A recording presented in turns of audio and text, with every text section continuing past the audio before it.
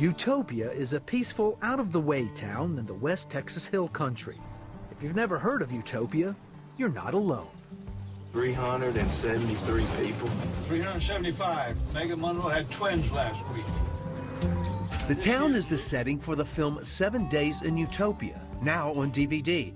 It's based on the best-selling novel Golf's Sacred Journey by noted performance coach Dr. David Cook. It stems from his 25-plus years experience as a sports psychologist. The story starts with a failure, with a meltdown, and this young man who is a aspiring mini-tour professional golfer in San Antonio, Texas, has the meltdown of the century.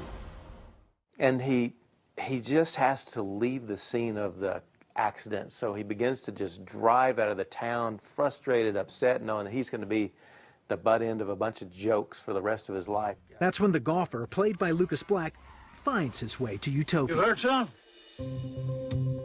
I'll get over it. He meets a rancher named Johnny, played by Robert Duvall.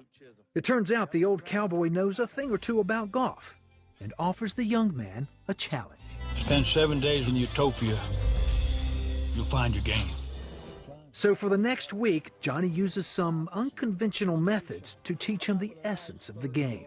Johnny understands the kid doesn't have a performance problem. He's got a heart problem.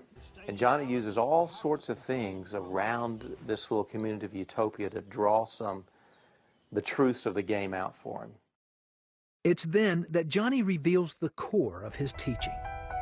You have to see it, feel it, trust it. There's 3 elements in performance. Number 1, you have to see what you want to have happen. Number 2 is to feel or have a strategy that goes with that.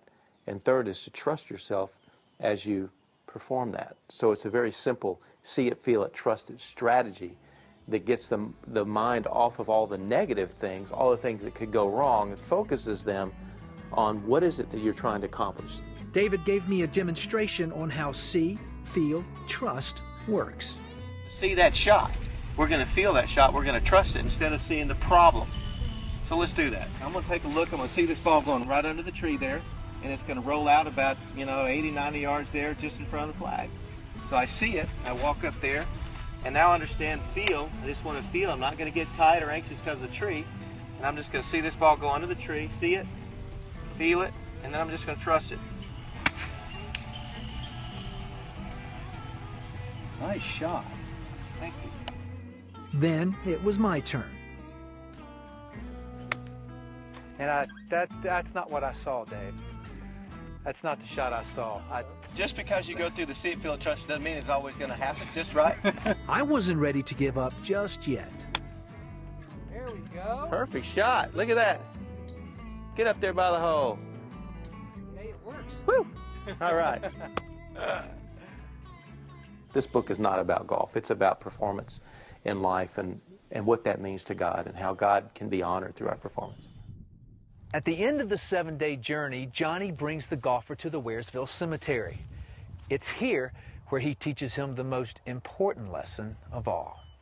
First, he had to learn to get rid of the baggage he was carrying. Because I'm not your father. You don't know anything about my dad. The golfer's bringing baggage. He's bringing a bunch of lies with him.